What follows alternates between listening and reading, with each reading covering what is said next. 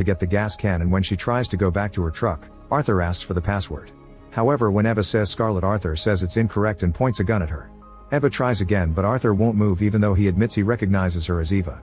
He explains the password has changed and Eva remembers it happens every 3 months. Today it's the start of a new password cycle, but she lost track of time and the password book is inside the bunker.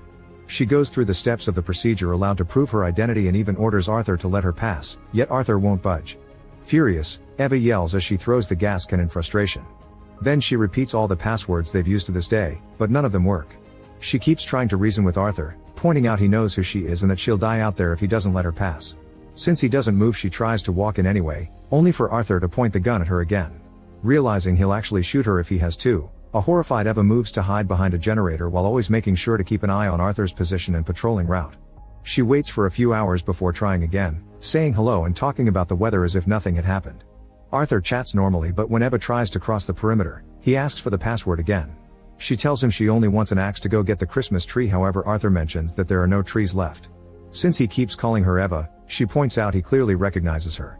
She talks about all the days they've been together and how she only needs to go inside to get the notebook. She also points out that killing goes against the laws of robotics. Yet Arthur says he isn't allowed to kill humans, he only kills intruders. And an intruder is anyone who doesn't know the password.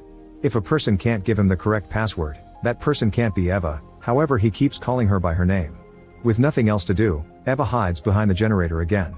When night falls, she starts throwing rocks at Arthur to distract him.